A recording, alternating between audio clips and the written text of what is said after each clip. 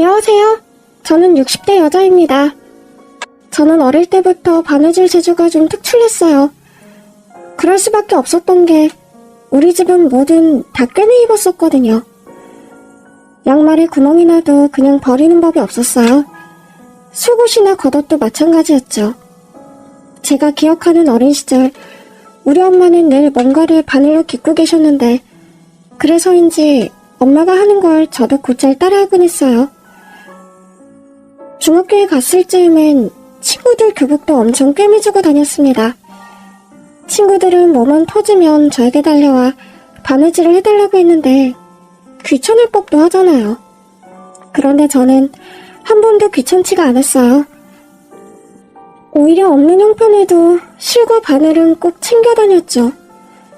친구들 교복 입느라 실이 사라져도 아깝지가 않았어요. 오히려 학교를 그 재미로 다니는 애처럼 다녔으니까요. 그렇게 20살이 됐을 때 잘할 줄 아는 거로 먹고 살고 싶었어요. 그게 바느질이잖아요. 그러다 들어간 곳이 한복집이었습니다. 젊은 아가씨가 바느질을 잘한다고? 네, 제가 학교 다닐 때도 친구들 터진 교복을 다 꿰매고 다녔어요. 한복 바느질은 또 달라. 배워야 할 게 많긴 하겠지만 패기도 마음에 들고 어릴 때부터 바느질로 먹고 살 생각을 하다니 꼭 날 보는 것 같네. 사장님도 어릴 때부터 바느질 하셨어요? 집이 어려웠었거든. 나 어릴 때는 바느질 해주고 삭 받는 일이 꽤 있었어. 돈 벌려고 시작한 거지. 여자들이 할 수 있는 일도 많지 않았고. 근데 지금은 시대가 좀 다르잖아? 괜찮겠어? 고졸이어도 사무실로 출근하는 일도 할 수 있잖아. 그냥 좀 해보다가 아니면 말지 하는 마음이면 애초에 그만했으면 좋겠는데? 절대 아니에요. 저는 평생 바느질로 먹고 사는 게 꿈인걸요? 좋아. 그런 마음이면 해보든가. 생각보다 쉽게 취업이 되는 바람에 이게 웬 행진가 싶었는데 바느질로 먹고 사는 일은 보통 힘든 게 아니었습니다. 친구들 교복 좀 꿰매주면서 재미 볼 때랑은 차원이 다르게 곧했어요. 그래도 첫 월급을 받던 날 어찌나 기쁘던지 바느질로 번 돈이라 그런지 더 좋더라고요. 그렇게 수년을 한복집에 있다 보니 사장님과 정이 많이 들었어요. 사장님은 살아오신 이야기도 많이 들려주셨는데 저는 사장님이 참 좋았습니다. 사장님은 손님 한 명 한 명 진심으로 대하셨는데 옷 찢는 솜씨도 정말 좋으셨어요. 덕분에 저도 사장님처럼 한복을 잘 지는 사람이 되고 싶다는 꿈이 생길 정도였죠. 그러던 어느 날이었습니다. 엄마, 저녁 드셨어요? 사장님의 첫째 아들이 오랜만에 한복집에 왔더라고요. 이미 안면이 있던 터라 반갑게 인사를 했는데 저랑 사장님 먹으라며 추어탕을 사왔더라고요. 아, 세상에. 우리 아들이 내가 제일 좋아하는 걸 사왔네? 그러나 그때까지 추어탕을 단 한 번도 먹어본 적이 없었던 저는 기함을 하고 말았죠. 미꾸라지를 간 거라고요? 통째로? 진짜 한 번도 안 먹어봤나 보네? 여태 추어탕 한 번 안 먹어보고 뭐 했어요? 그 꿈틀거리는 미꾸라지를 어떻게 먹어요? 얘 좀 봐라. 나 먹고 또 달라고는 하지마. 진짜 못 먹겠어요. 미꾸라지가 그릇에서 꿈틀거리는 것 같단 말이에요. 꿈틀거리기는 무슨. 다 삶아서 곱게 간 거야. 먹어봐. 그날 사장님 모자와 함께 처음으로 추어탕을 먹은 저는 그 별미에 푹 빠지고 말았습니다. 그거 봐요. 잘 먹네. 다음에 또 사다 줄게요. 우리 어머니도 이 집 추어탕 좋아하시거든요. 사장님 큰아들은 사장님을 닮아서인지 인품이 참 좋아 보였어요. 사람이 낯도 안 가리고 부침성도 어찌나 좋은지. 사장님 남편분이 일찍 돌아가셔서 일찍이 배달 일을 하면서 사장님과 함께 동생들을 먹여 살렸다고 하더라고요. 아, 우리 아들 없었으면 나도 못 견뎠을 거야. 애는 셋인데 남편은 하루아침에 세상 떠나고 어떻게 사나 싶었는데 우리 아들이 그때 고등학생이었거든. 학교 그만두고 돈을 벌겠다고 하더라고. 그래서 내가 어떻게든 버텨볼 테니까 고등학교는 졸업하라고 했어. 그래서 고등학교는 졸업한 거예요? 그럼 내가 우리 큰아들 고졸로 만든 게 인생에서 가장 잘한 일이라고 생각하는걸? 동생들은 다 대학 들어가서 신나게 사는데 큰아들이 고등학교도 졸업 못했어 봐. 내 평생 한이었을 거야. 진짜 착한 아들이네요. 그럼 어디 누나도 자랑스러운 아들이지. 그래서 말인데 네가 보기엔 어떠니? 에? 제가 보기엔 어떠냐뇨. 네가 보기엔 우리 아들이 어떤가 해서. 저는 한 발 늦게 의미를 알아차리고는 웃음을 터뜨렸습니다. 제가 어떻게 사장님 큰아드님이랑 연애를 해요? 왜 못해? 사장님 눈치 보여서 못하죠. 아니, 내 눈치를 왜 봐? 둘이 좋으면 만나면 되지. 누가 결혼하래? 그냥 만나서 밥도 먹어보고 영화도 보고 그래 봐. 너희들이 잘 맞을 것 같아서 그래. 한복집 사장님은 그 정도로 저를 예뻐하셨어요. 결국 저는 사장님 큰아들과 데이트라는 걸 하게 됐는데 첫 데이트에서 그 사람이 그러더라고요. 우리 결혼할까요? 에? 아니, 이제 겨우 한 번 데이트했는데 당장 하자는 건 아니고 딱 1년만 만나보고 합시다. 아니면 2년? 그렇게 우리는 연애를 시작했고 딱 1년을 사귄 뒤 결혼했습니다. 솔직히 정말 좋았어요. 제가 좋아하는 사장님과도 가족이 된 거고 남편도 저를 정말 아껴줬거든요. 그러나 모든 것이 좋기만 한 것은 아니었습니다. 남편에겐 남동생 둘이 있었는데 둘 다 어머님과 남편 뒷바라지 덕에 좋은 대학에 나와서 좋은 대학 나온 여자들을 만났어요. 한 번은 명절이라고 시어머니께서 동서들에게 한복을 지어주셨는데 동서들이 저에게 와서 그러는 겁니다. 어머 형님, 한복 색깔이 이게 뭐예요? 저 분홍색 잘 안 봤는데. 저도요. 저도 노란색이 더 잘 봤는데 파란색이 뭐람? 어머니 몰래 다른 걸로 주시면 안 돼요? 동서들 사이즈에 맞춰서 만드신 건데 이걸 물으면 어떡해. 내가 보기엔 둘 다 잘 어울리는구만. 아무래도 동서는 딸이 있어서 분홍색 한복을 해주신 것 같고 동서는 아들이 있어서 파란색 한복을 해주신 것 같아. 애들 결혼할 때 입으면 되겠다. 우리 형님이 한복집에만 있으니까 세상 돌아가는 걸 모르시네? 그러니까 말이야. 이렇게 안 어울리는 한복 입고 사람들 앞에 나서면 다들 비웃어요. 그래도 가족 행사 때는 입을 수 있잖아. 어머니께서 해주신 정성이 있는데 가족 행사 때 입기도 창피해요. 사진으로 남을 거 아니에요. 그러니까요. 어머님도 참 우리한테 좀 물어보고 만드시지. 사이즈만 재건디 색깔이나 디자인은 하나도 안 물어보셨잖아요. 그러게 형님이라도 좀 물어봐 주시지 그랬어요. 동서들은 좋은 직업은 가졌지만 다소 예의는 없는 여자들이었습니다. 그러나 제 앞에서만 본색을 드러냈을 뿐 시어머니 앞에서는 아양도 잘 떨고 군말 없이 한복도 입고 나타나더라고요. 그러던 어느 날 시어머니께서 암으로 진단을 받으셨어요. 치료하면 좋아지실 줄 알았는데 결국 한복집에를 놓으셔야 할 정도로 악화되시더라고요.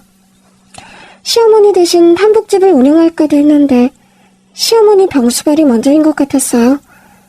때 되면 시댁에 잘도 드나들던 동서들은 시어머니의 암투병 중에는 영 소식이 없더라고요. 그러더니 하루는 두 사람이 저더러 밖에서 보자고 하는 겁니다.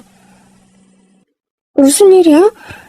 어머니 곧 계시면 식사 챙겨드려야 해서. 형님, 혹시 모르세요? 뭘? 어머니 전 재산 사회에 환원하신 거요. 아, 그래? 근데 내가 그걸 왜 알아야 하는데? 어머, 우리 형님, 순진한 척 하시기는.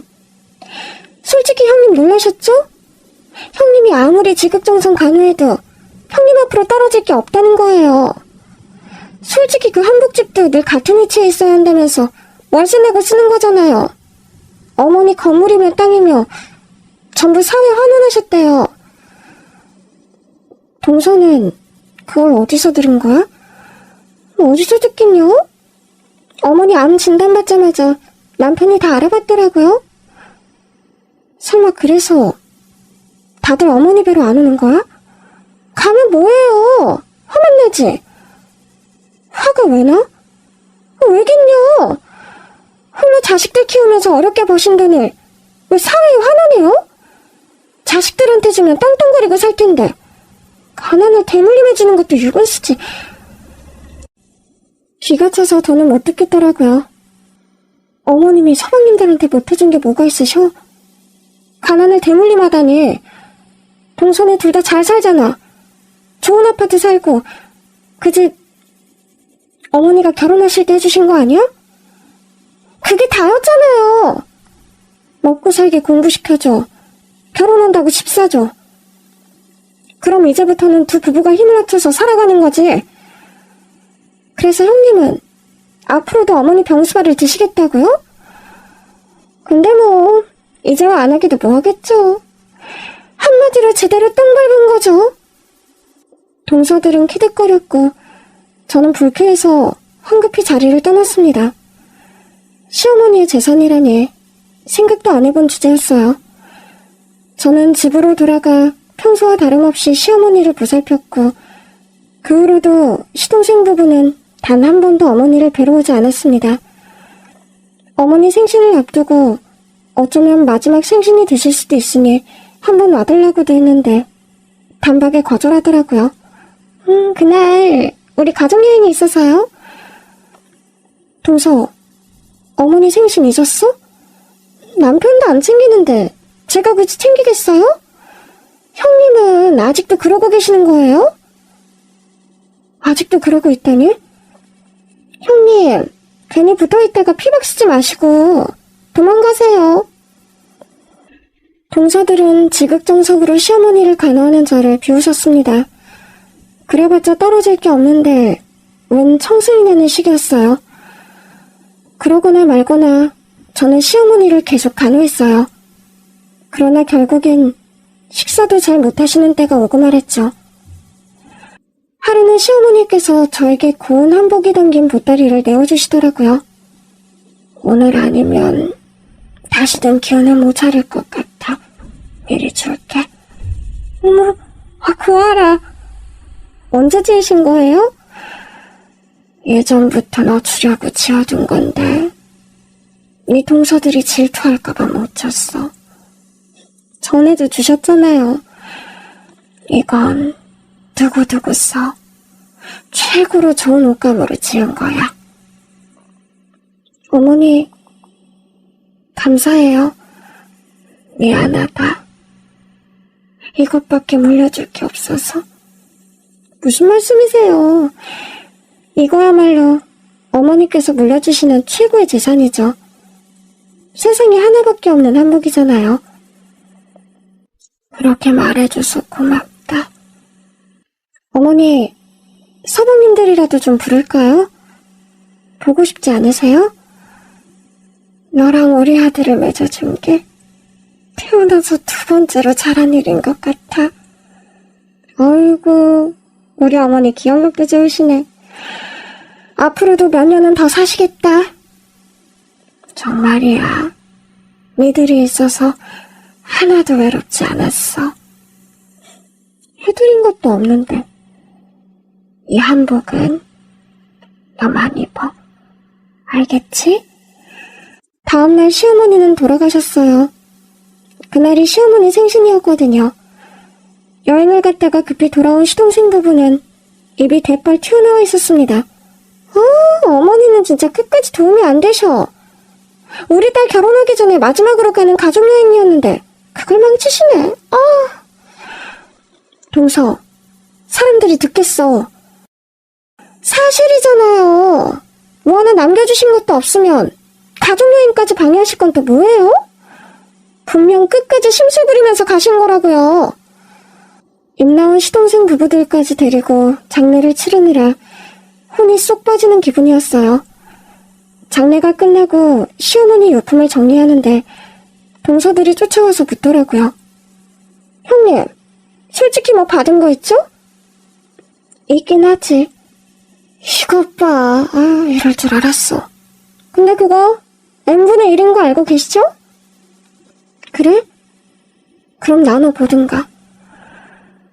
저는 동서들에게 시어머니께서 남겨주신 한복을 보여줬고 동서들은 웃음을 터뜨렸습니다. 겨우 한복 한 벌 남기셨다고요? 동서들은 또 저를 비웃었어요. 안 걸린 시어머니 굳은 병수발은 다 해놓고 받은 게 손수 지은 한복 하나냐고요. 네, 저 안 걸린 시어머니 똥기저귀까지 갈아주고 손수 지은 한복 한 벌 받았습니다. 시어머니의 전 재산은 이미 사회에 기부된 뒤였죠.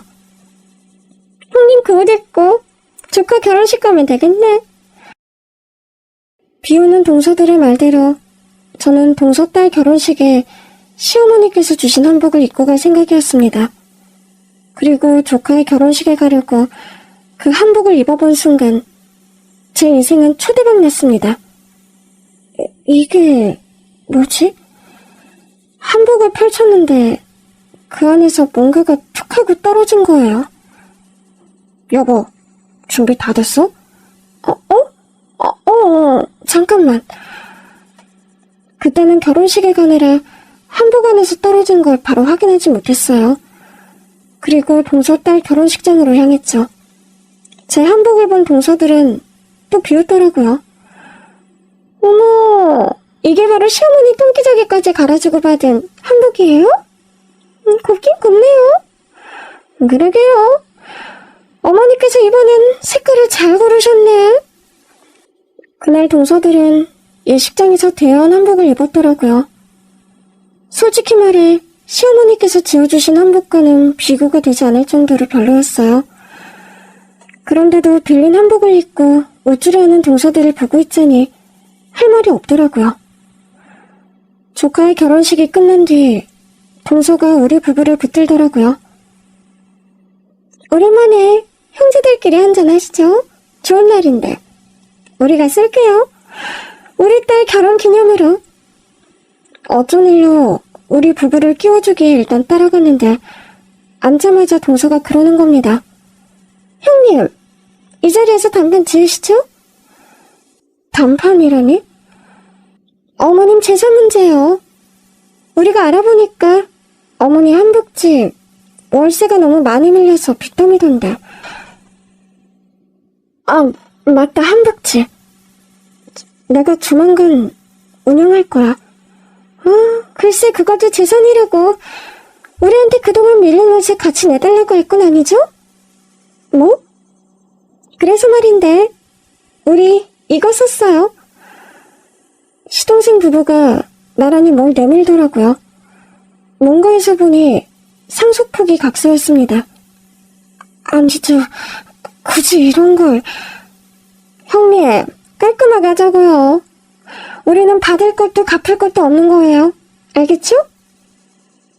누가 동서들 보고 한복집 세뇌래? 그래도 상속 포기 안 하면 결국 한복집도 우리 몫인데. 솔직히 그 한복집 빼봤자 지금껏 밀린 월세 내고 나면 남는 보증금도 없을 거 아니에요. 그러니까 형님이 내시고 형님이 가지세요. 애초에 그러려고 했어. 그러니까 상속 포기각서까지는 필요 없어. 그냥 받으세요. 우리 마음 편하려고 이러는 거니까. 그때였습니다. 지금껏 한 번도 큰 소리를 낸 적 없던 남편이 시동생 부부를 보며 화를 냈어요. 재수씨, 그리고 니들 어머니 아프실 땐 곱빼기도 한 번 안 비치더니. 뭐? 상속 포기각서? 한마디로 어머니 빚 포기각서인 거잖아. 그럼 어떡해.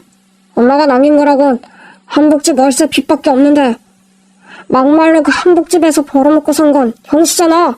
형수가 하는 게 맞지. 형은 남편이니까 같이 하는 거고.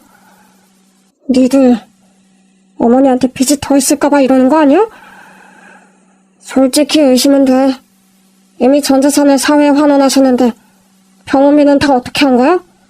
빚져서 한 거 아니야? 우리가 다 했어. 빚 안 졌어. 그럼 됐네. 그럼 우리가 준 상속 포기각서 못 받을 것도 없잖아. 그냥 받고 깔끔하게 끝내자고. 이러다 어머니한테 재산이라도 더 있으면 어떡하려고 이래? 형, 머리 쓰지 마. 우리도 다 알아보고 이러는 거야. 어머니 집도 자기 집 아니잖아. 평생 뭘 소유하지 않은 게 꿈이라면서 집도 월세집이었잖아. 거기 보증금도 밀린 거 아니야? 자식이라는 녀석들이 어머니 병원비 한 번에 안 내놓고는 하는 소리가 겨우 이거야? 형이 이러니까 더 의심스러워. 우리는 이미 상속 포기각서 썼으니까 딴 말 하지 마. 그래, 맞아. 그리고 이참에 우리도 인연 끊어. 솔직히 난 형도 부담스러워. 그게 무슨 소리야? 형이 우리 아버지도 아는데 꼭 아버지처럼 굴잖아. 어릴 때 우리 먹여 살렸다고. 맞아. 어릴 때나 그런 거지. 어머니 한복집 잘 되고 나서부터는 막말로 형이 먹여 살린 건 아니잖아. 근데 왜 아버지 노릇이야? 이제와 어머니 없다고 우리가 형한테 뭐라도 해줄 거라는 기대를 버려. 이 자식들이. 영서, 잘 봤죠? 우리 상속 포기각서 쓴 거. 저는 한숨만 나오더라고요. 결국 가족끼리 한잔하자던 자리는 금세 파투가 났고 시동생 부부가 떠난 자리에 남아 남편이 눈물을 흘리더라고요. 여보, 많이 속상해? 어머니 돌아가실 때도 안 울더니. 저 자식들 말하는 거 들었지? 어릴 때만 내가 도왔다고? 어머니는 저 녀석들 학비는 안 해주시려고 했어. 그래서 내가 해줬거든. 그런 얘기는 처음 들어. 무슨 소리야? 어머니께서 애들이 대학 간다고 하니까 나도 안 해준 학비를 동생들만 해줄 수 없다고 장학금을 받아서 가든지 알아서들 해결하게 하라고 하시더라고. 애들이 들으면 섭섭해할 것 같아서 내가 다 해줬어. 그럼 그것도 모르고 저러는 거야? 장가갈 때는 우리 셋 다 집 하나씩 해주셨지. 우리 어머니 정말 강직하시네. 맞아. 그래서 나도 어머니 뜻을 따를까도 했는데 솔직히 나한테는 자식 같은 녀석들이었거든. 나는 그게 안 되더라고. 당신 참 힘들었겠네. 그래도 어떡해. 어머니께서 아시면 불같이 화내실 테니 몰래 해줬지. 당신이 어머니랑 동생들 사이에 끼어서 고생을 많이 했구나. 그렇게 키워놨더니 저 자식들 하는 소리 좀 봐. 누가 나한테 효도하래? 그런 건 바라지도 않아. 어머니 아프실 때 한 번만 좀 들리라고 그렇게 연락을 했는데 당신도 연락했었어? 수시로 했지. 어머니께서 말씀은 안 하셔도 얼마나 보고 싶으셨겠어. 그런데도 이 자식들이 한 번을 안 오더라고. 그래서 내가 어머니한테 핑계를 댔었거든. 애들이 일이 많이 바빠서 힘들다고 하더라. 그러니까 어머니께서 나한테 그러시는 거야. 내가 애들 학비 내준 거 다 안다고. 어머, 알고 계셨어? 애들이 대학 졸업하고 어머니 옆에서 학비 얘기를 한 적이 있나 봐. 어떤 애들은 학비가 없어서 아르바이트하고 그랬는데 우리는 엄마 한복집이 잘 돼서 아르바이트 한 번 안 하고 학교 다녔다고. 어머니께서 그 말을 듣고 아무 말씀도 안 하셨던 거지. 어머, 그러셨구나. 혼날 줄 알았는데 날 보며 장하다고 하셨어. 내가 정이 많아서 고생도 많이 하겠지만 결국엔 내 자식들이 잘 될 거라고. 그러셨구나. 어머니는 참 대단하셔. 나 같으면 자식들한테 학비 벌어서 알아서 공부하라고는 못할 것 같은데. 당신이 섭섭할까봐 그러셨나봐. 응, 나도 알지. 여보, 우리 있자. 그리고 상속 포기각서도 받자. 그래야지. 뭐 어쩌겠어? 나도 이제 다시 기운내서 어머니 한복집 이어가야지. 그래줄래? 그럼. 내 인생도 바친 한복집인데. 다만 내가 어머니 솜씨를 따라가려면 아직 멀었는데 그게 걱정이지 뭐. 당신은 잘할 거야. 그나저나 진짜 밀린 월세부터 해결해야겠네. 보증금에서 깎아도 되고 아니면 형편 되는 대로 내지 뭐. 저는 남편과 손을 잡고 다정하게 집으로 돌아왔어요. 비록 시동생들 때문에 속은 상했지만 그래도 우리 둘이 함께니까 괜찮았습니다. 씻고 한복을 정리하는데 문득 한복에서 떨어진 봉투가 생각나더라고요. 맞다. 그 봉투 편지 같았는데? 어머니께서 남기신 편지가 아닐까 생각하며 봉투를 연 순간 저는 너무 깜짝 놀랐습니다. 여보, 이리 와봐. 응? 어머니께서 한복 안에 남기신 게 있어. 당신한테 남기신 편지인가 보다. 잠깐만, 나도 같이 봐. 씻고 있던 남편도 편지인 줄 알고 같이 보겠다며 달려오더라고요. 그러나 봉투 안의 것을 본 남편도 놀라서 굳어버리고 말았습니다. 아니, 이게 뭐야? 그러니까 나도 너무 놀랐어. 잠깐만, 여기 지금은 대기업이잖아. 지금 꽤 가치가 높아졌을 텐데. 시어머니께서 한복 안에 남기신 것은 오래된 주식증권이었어요. 1970년대에 발행된 것이었는데 지금은 대기업이 된 기업의 증권이었습니다. 어머니께서 이때 이 기업을 어떻게 알고 투자하신 거지? 그러게 말이야. 이때는 주식이 얼마 안 하기도 했을 거야. 그렇지. 잠깐만. 이게 다 몇 주야? 남편은 주식을 검색해보기 시작했고 깜짝 놀라 말했습니다. 한 주에 20만 원은 되겠는데? 잠깐만. 그러면 이 주식 증권 가치가 20억. 어? 20억이야. 저랑 남편은 어안이다 방방했습니다. 이거 어떡하지? 알려야 하는 거 아니야? 누구한테? 애들한테? 그래도 어머니 유산인데. 엄마가 이거 주시면서 뭐라고 하셨어? 이걸 주신 건 아니고 한복 주시면서 꼭 나만 입으라고 하셨어. 그래서 손수 지어주신 마지막 한복을 남기신 줄 알았지. 진짜 주신 건 20억 원짜리 주식증권이었네. 어머니께서 전혀 내색을 안 하셔서 진짜 몰랐어. 어떡해. 뭘 어떡해? 이건 당신 몫이지. 뭐? 이건 내 몫도 아니고 당신 몫이야. 당신한테 상속하면 돼. 그래도 당신이 있는데 내가 어떻게 그래. 사모님들은 어쩌고. 그 녀석들 상속 포기각서 썼잖아. 맞다. 그러네? 어머니 비리 쓸까봐 상속 포기각서 썼던 녀석들이야. 이건 어머니께서 당신한테 남기신 거니까 내가 받아서 당신 줄 거야. 여보, 이건 내 몫도 아니라는 뜻이야. 그러니까 나눌 것도 없어.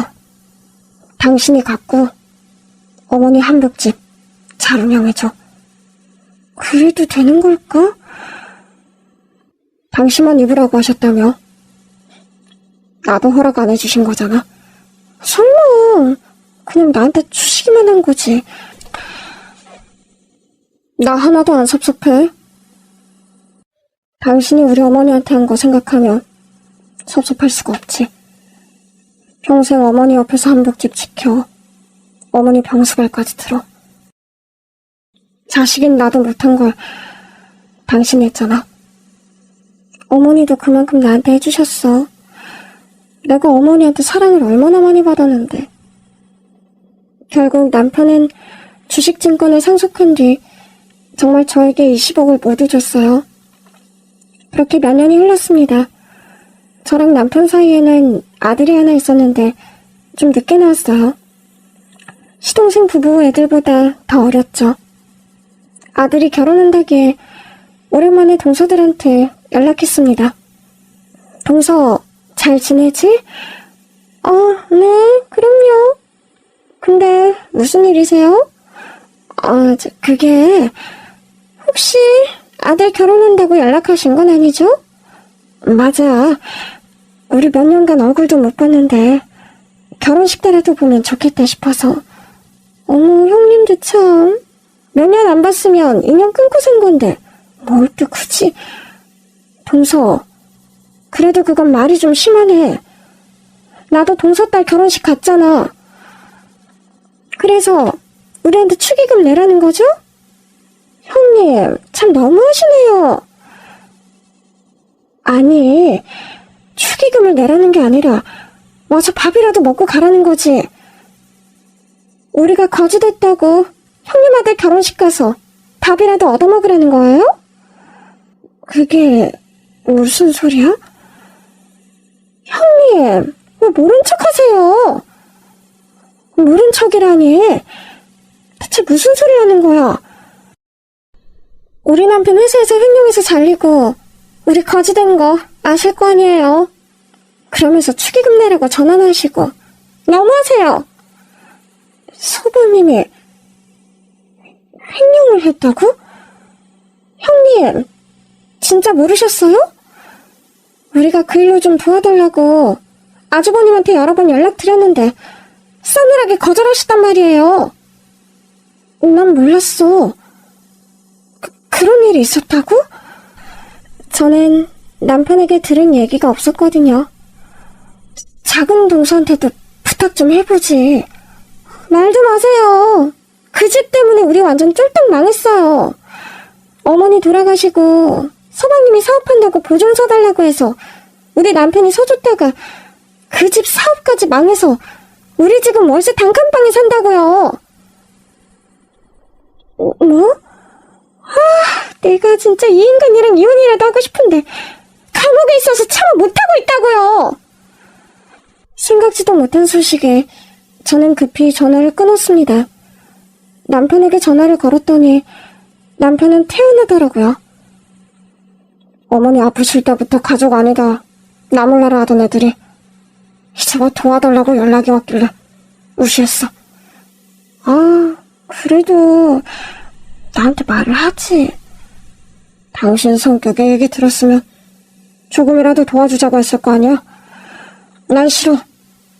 지금껏 도움받아 산 줄은 꿈에도 모르고 저 잘난 줄 알고 살았으니 저지른 일에 대한 대가는 스스로 치르고 살아야지.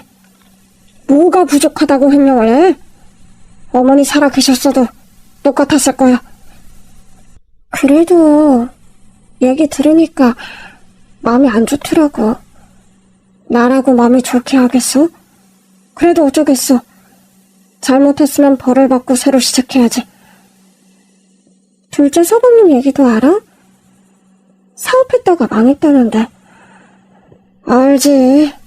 그놈도 나를 보통 괴롭힌 게 아니야.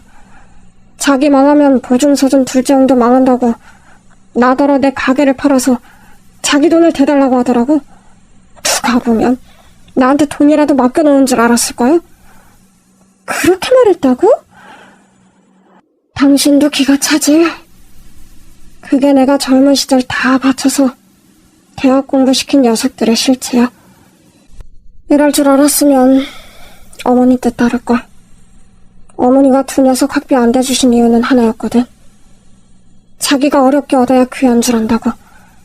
누구나 대학 가는 거 아니고 남들 일하는데 공부 더 하고 싶으면 스스로 벌면서 할 줄도 알아야 한다고 하셨거든. 지들 힘으로 하다가 정 부족하면 도와줄 수는 있어도 그냥 줄 수는 없다고 하셨지. 우리 어머니 참 현명하셨네. 그러니까 내가 무지해서 이렇게 마음고생을 하나봐. 당신도 마음 아픈 거지? 마음이 아프지. 근데 이제 두 번은 안 속아. 어머니 가르침대로 하는 게 맞아. 더더구나 지금은 자기 가정도 있고 장성에서 출가한 자식들도 있는 녀석들이잖아. 자기 인생은 자기가 책임지고 살아야 나중에라도 제대로 살겠지. 당신 참 큰 결심했네. 그래도 그렇지. 어떻게 나한테 말 한마디 안 해줄 수 있어? 그나저나 어떻게 한 거야? 우리 아들 결혼하니까 어서 밥이라도 먹으라고 연락했더니 막 화를 내는 거야. 화를 내? 그러면서 자기네 망한 얘기를 줄줄 하더라고. 축의금 낼 돈 없다 이거지. 그냥 와서 밥이나 먹으라고 했는데 안 오겠지 뭐. 그것들 와봤자 내 속만 뒤집혀. 또 부르지 마. 알겠어. 그리고 아들의 결혼식 날 손님을 맞던 우리 부부는 깜짝 놀라고 말았습니다. 동서들이 거짓골로 결혼식장에 나타난 겁니다. 어머 형님, 신세가 아주 훤하시네요. 한복집 얘기는 들었어요. 지금도 잘 된다면서요? 그래. 동서 잘 왔어? 맛있는 밥이라도 먹고 가. 형님, 제가 뭐 밥도 못 먹어서 여기 온 것 같아요? 하고 온 건 딱 그래 보이긴 하는데 아니라면 다행이고. 형님, 이렇게 성대하게 결혼식까지 할 정도면 우리 좀 도와줄 수 있잖아요. 우리도요. 아니 이제 나한테는 왜 연락들을 안 한 건데? 그럼 생활비라도 좀 대줬겠지. 아주버님이 형님한테 연락하지 말라고 하셨단 말이에요. 형님도 똑같은 입장이라고. 맞아요. 형님한테까지 연락하면 지금 보내는 생활비 얼마도 없다고. 그래서 못했어요. 우리 남편이 생활비는 줬나 보네. 그때 딱 한 번 준 거예요. 맞아요. 우린 이제 어떻게 살아요? 일단 우리 아들 결혼식 끝나고 얘기하자. 둘 다 자리에 가서 앉아.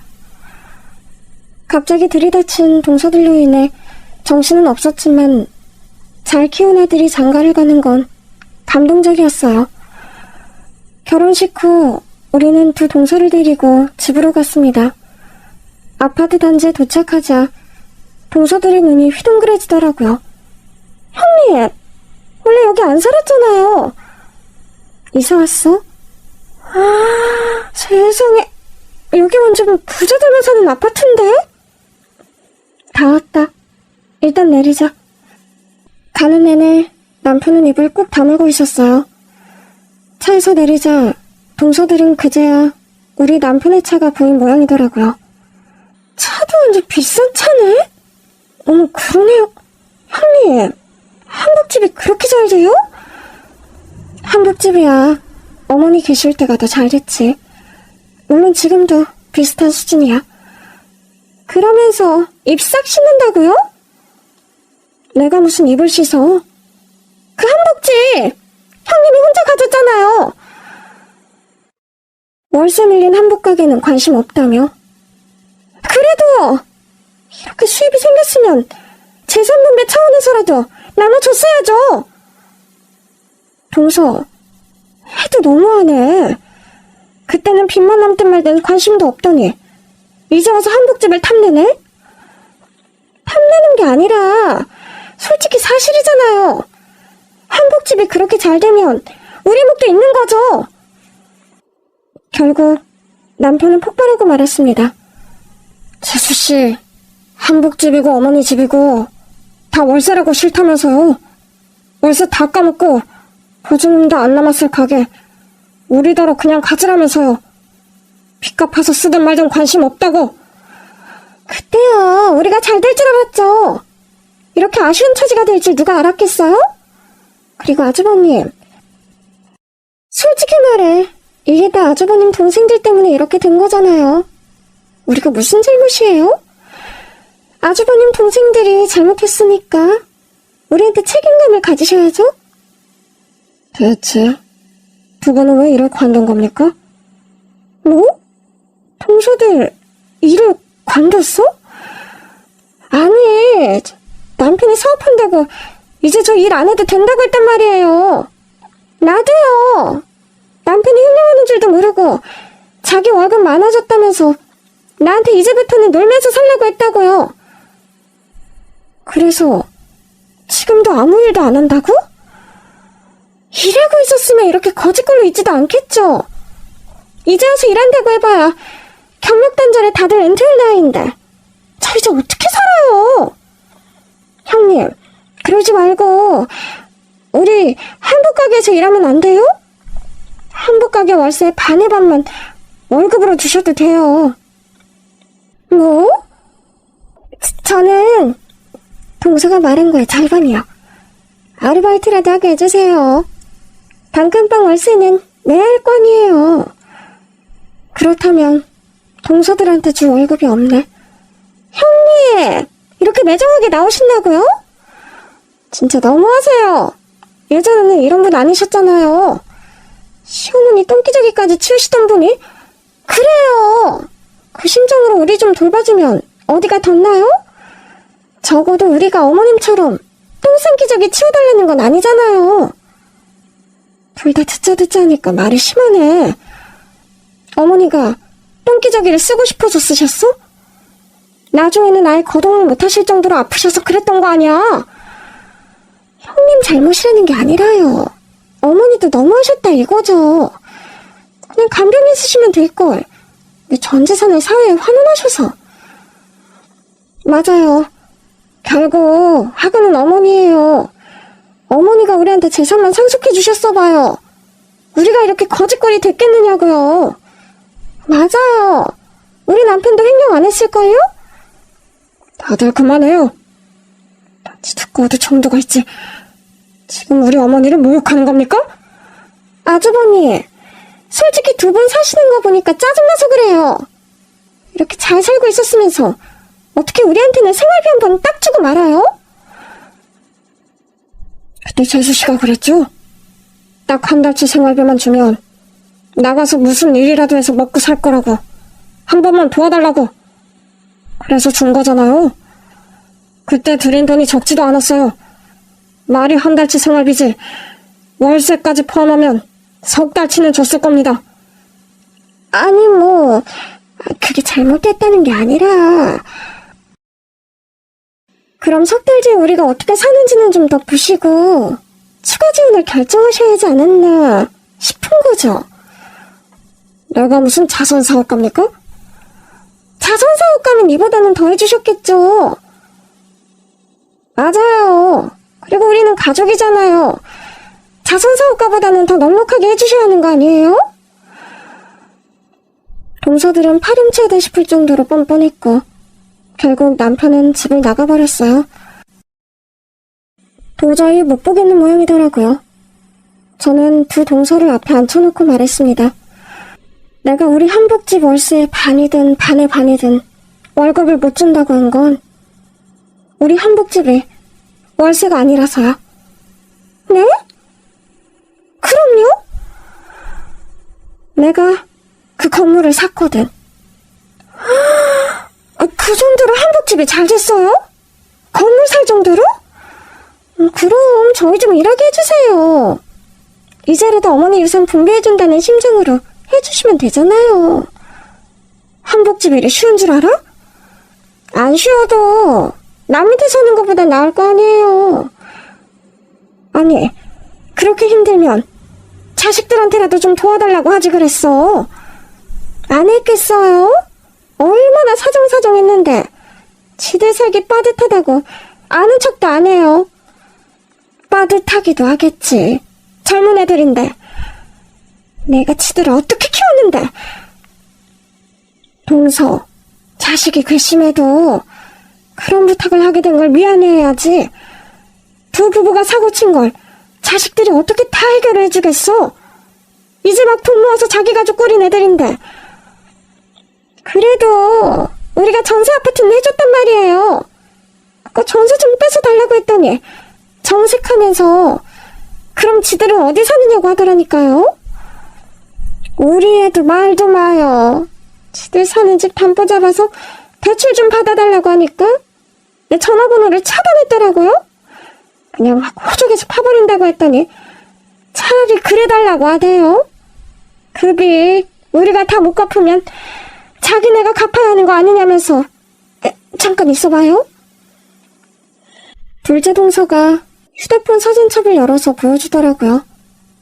이거 보이시죠? 글쎄 저한테 상속 포기각서를 써주더라니까요.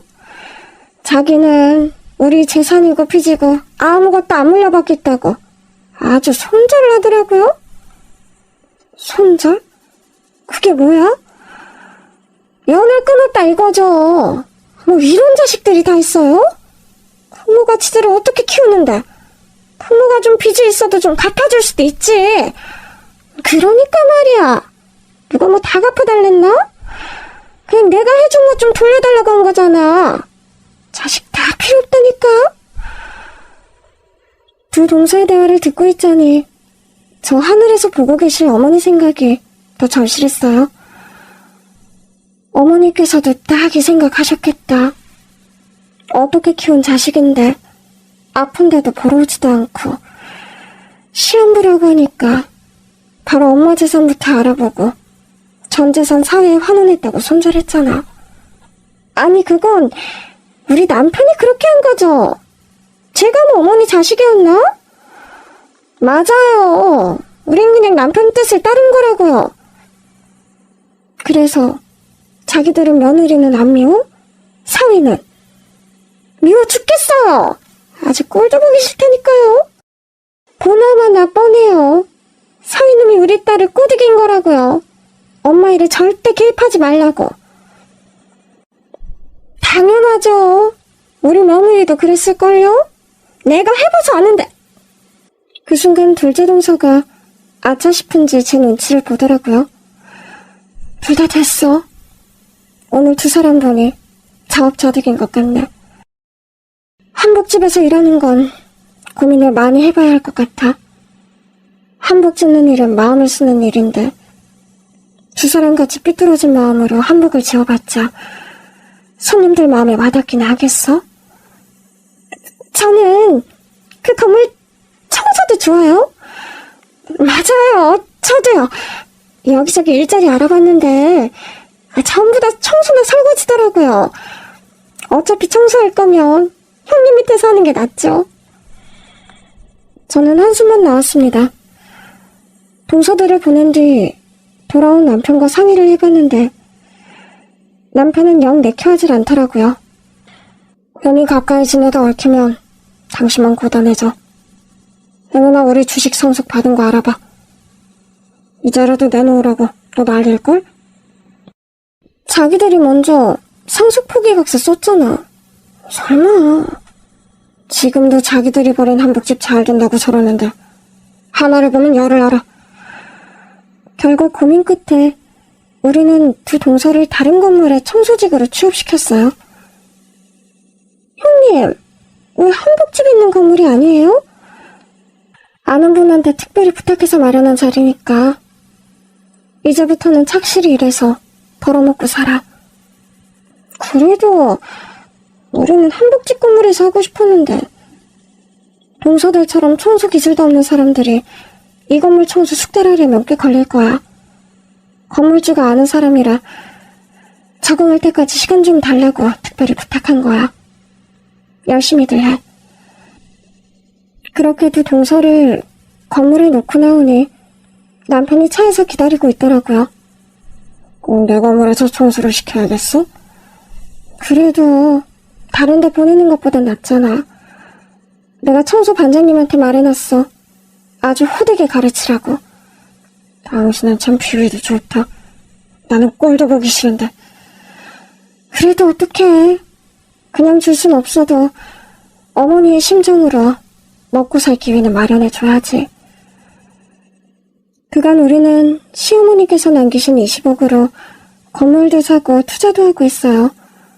물론 남편은 저에게 상속해주었지만 저는 그 안에 남의 몫도 있다고 생각했거든요. 아마도 시어머니께서 남편이 동생들 학비를 다 대준 것도 보상해주신 것이 아닌가 싶어요. 그래서 우리는 건물도 몇 채 생겼고 그 중에는 남편 명의로 된 것도 제 명의로 된 것도 있었어요. 사실 저는 한복집 건물만으로도 충분했는데 우리 남편이 투자에 재능이 있더라고요. 어머니 덕에 남편 덕에 저는 돈 걱정 없이 살게 됐죠. 그러나 우리 부부도 어머니의 신조를 따라 살아가고 있습니다. 아들이 결혼할 때도 그랬어요. 엄마, 우리 결혼할 때 집값은 좀 보태주실 수 있어요? 얼마나 필요한데? 우리 둘이 열심히 모으긴 했는데 좀 부족해서요. 그래, 그러자. 아들 결혼인데 선물은 하나 해줘야지. 근데 아들, 너 아직 나한테 갚을 것도 있는 거 알지? 알아요. 대학 학비 말씀하시는 거죠? 그래, 너 부족하다고 할 때마다 내가 보태준 거. 평생 갚으라면서요. 결혼 준비할 동안은 봐주시기로 했잖아요. 알아. 나도 기억해. 너도 기억하나 물어본 거야. 다 기억해요. 그래서 내가 너무 야박해? 아니요. 하도 어릴 때부터 그렇게 자라서인지 이 정도만 해도 많이 봐주시는 것 같아요. 감사해요. 우리 부부는 하나뿐인 아들에게 좀 짭니다. 그럴 수밖에 없는 게 동서너 부부 자식들을 봤잖아요. 부모 맘이라는 게 당연히 자식한테 뭐든 다 해주고 싶죠. 근데 그게 자식한테 이루어야 가치가 있는 거잖아요. 우리 부부는 시어머니께서 남겨주신 오래된 증권의 가치를 보며 깨달았어요. 어머니께서 이걸 얼마나 빨리 주고 싶으셨을까? 그러니까 나도 나한테 있는 거 우리 아들 주고 싶어서 손이 근질근질해. 어머니 진짜 대단하시다. 자식한테 딱 선 그어놓고 자립하게 하는 게 이렇게 어려운 일인지 처음 알았어. 그러니까 그래도 우리 잘하고 있어. 잘해야지. 어머니께서 그렇게 물려주신 건데 우리도 그 뜻 따라서 자식을 가르쳐야지. 우리 부부는 앞으로도 자식들에게 뭘 해줄 생각이 없어요. 급할 때 좀 도와줄 순 있겠지. 우리 재산도 사회의 대부분 환원할 생각입니다. 물론 자식 몫으로 하나 남겨줄 생각은 있는데 그것도 자식이 잘 살면 안 하려고 해요.